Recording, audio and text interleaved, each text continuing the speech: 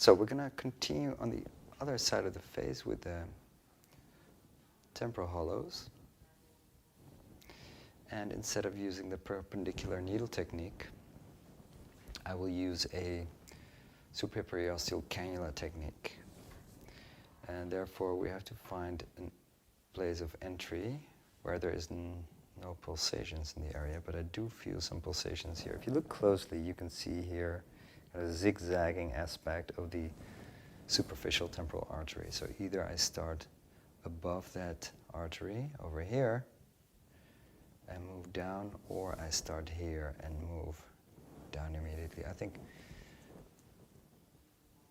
anatomically speaking, it makes more sense to start from here due to the proximity of the facial nerve, even though with the needle you have more chances of damaging that nerve than with the cannula. Disinfect this area. This is going to be my entry point. So give a little blab here, subcutaneous, and then move through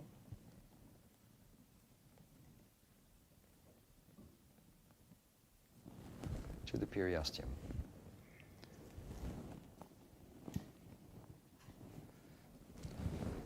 So my angle would be more or less in this direction to the periosteum. And as you can see, I've advanced it all the way to the periosteum in order to create an opening into the deep temporal fascia. Now I have to remember this direction because my cannula has to go through that hole that I've made in the deep temporal fascia. So it has to go exactly in the same direction in order to penetrate that hole in the deep temporal fascia. So I've penetrated that opening, and now I place a little bit of pressure with my non-dominant finger in order to prevent inferior migration. Okay?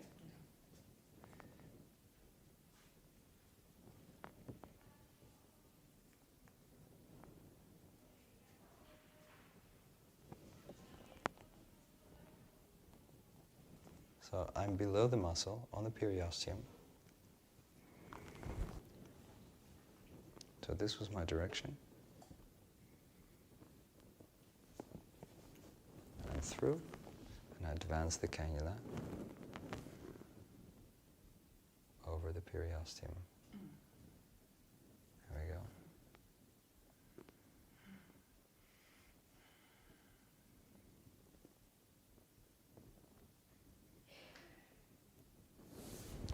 Sometimes it's difficult to advance the cannula because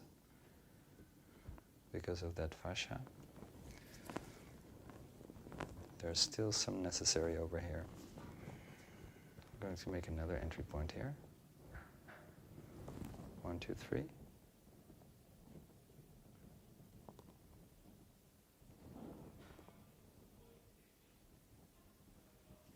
Okay. Again, I have to remember the direction of the needle.